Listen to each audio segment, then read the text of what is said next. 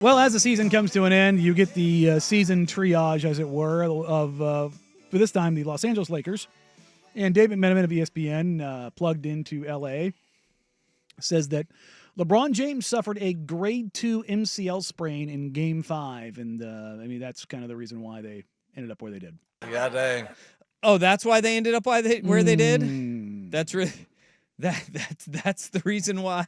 What a stud supporting cast they've got in LA. Yeah. I feel like this happens every time. Remember when LeBron had basically a broken hand?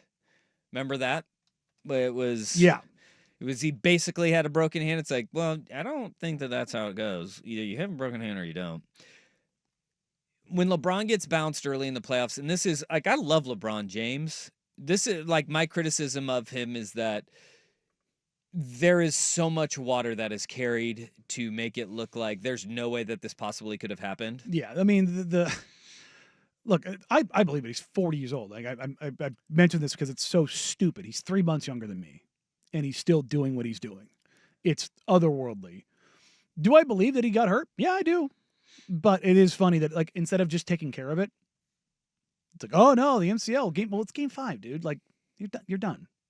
The worst of it was the one you pointed out when he showed up at the press conference with the thing on his hand. Like, yeah, come on, dude. When you lose a series 4-1,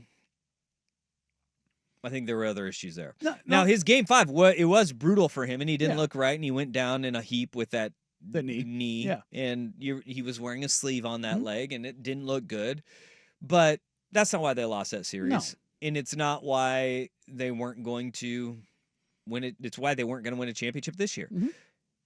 The other thing, though, is that, and I'll defend LeBron on this, is that people are so quick to be like, Jordan would have never. Well, Jordan also had some pretty damn good teams around him as well all the time that were complete rosters. You can say what you want about Luke Longley, but the dude was a big-ass human being who filled space in the middle. They didn't have that in L.A. this year. Well, they did in Alex Len, but just not playable. Yeah, they had a bunch of playable dudes. Because Len is huge. That's his one NBA talent. He's a monster. He had Scottie Pippen, a top 50 player of all time. He had Steve Kerr or Tony Kukoc. Or Rodman. Dennis Rodman. I mean, Horace Grant. There's no shortage. He had a bunch of dudes that they surrounded him with year in and year out. Now, Michael Jordan had that killer instinct in him, and he never failed. Full stop. Yeah. Michael Jordan is my number one, by the way. That's fair. I don't argue. him. As long as it's one of those two, unless you're one of those Bill Russell, Wilt Chamberlain, and you're like 70 years old, and you're like, you want to die on that hill, fine. But whatever. Yeah. But it's Jordan and Braun. Say that, like, to sit there and be like, see, this is why he'll never be Jordan.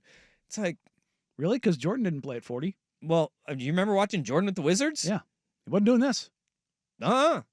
It's incredible what LeBron James the is longevity and peak of LeBron James. Like, he was 25, 8-5 this year. And if Michael Jordan never goes and plays baseball, it's not even a conversation because they would have run away with those 2 years too. Yeah. So more came out of this as well, though, because hi.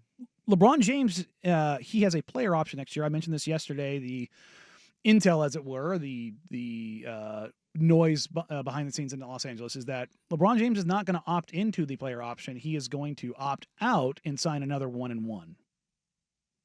So he's not going to take $54 million was his player option for this year? 52 or 54. But here's the thing. If he does truly want to win a title, does he take the pay cut? But if you're LeBron, you're like, screw this. I'm not going to take the pay cut. Remember Kobe.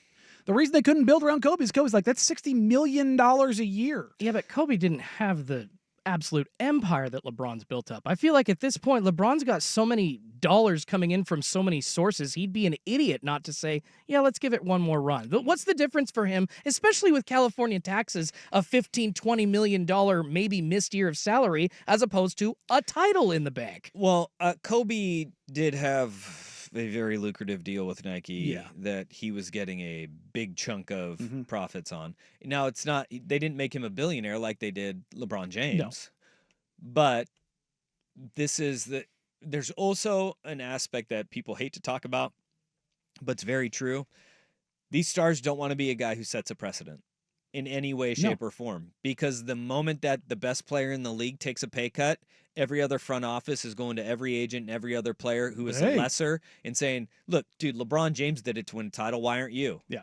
And that's a very real thing in professional sports. Front offices will 100% use that as leverage. Yep. I mean, Rudy Gay did it to take a minimum deal with the Spurs, and then Rudy Gay is not LeBron James. No, but that's the thing is like ring chasing end of your career with guys who haven't gotten one, or Gary Payton, Karl Malone, are not the thing about LeBron is he can't do it because he's the face of the league. Yeah, like even Gary Payton and Karl Malone were not the face of the league. But they still got paid too. It wasn't a league minimum that they got. That's the thing. Gay, I literally think he gave up like $10 to $20 million just to go sign the mid. So what is LeBron? What can LeBron sign the 1-1 for in LA? I think it can actually go very high. I think it can get up to 62. Okay. I think is the most. I got to double check the math on it.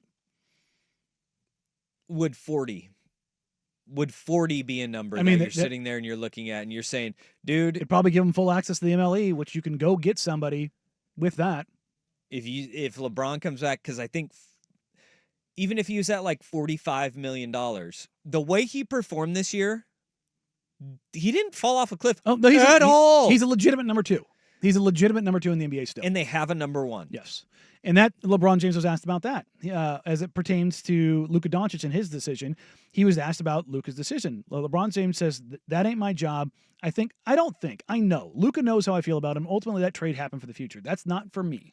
Luka has to decide what he has to do with his future. He's 26. I'm 40, so he can't be basing his career off me. That's just real. But I hope, obviously, he stays long-term. Laker fans bleeping love him here. LA has accepted him. We love him as a teammate, as a brother, but ultimately he's going to make a decision for him. Bleep, I ain't going to be around much longer. Yep. From what JJ Redick said, from what LeBron James said, Nico Harrison was foolish for what he did. Nico Harrison is not wrong.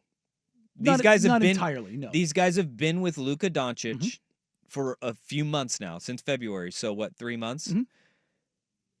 He needs to get in shape. He needs to play defense. He needs to commit. That is the star player and the head coach both echoing those 3 things. And LeBron saying he's a grown ass man. This is on him to do it. And he's got to be the one that turns that corner on his own. What Nico Harrison said was right. What he said was right. The way he went about trading Luka Doncic was horrific. The way he handled the aftermath, irredeemable. Horrific. He didn't shop him.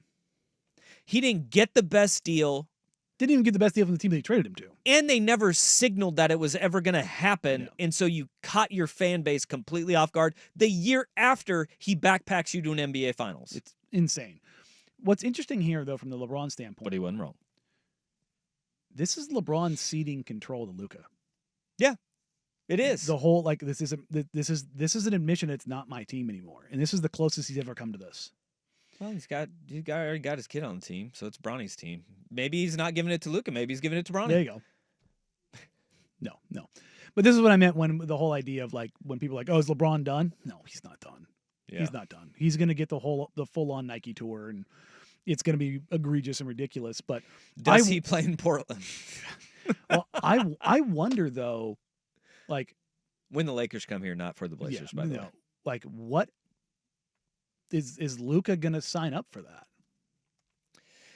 Being the face of the Lakers is different than the Mavericks.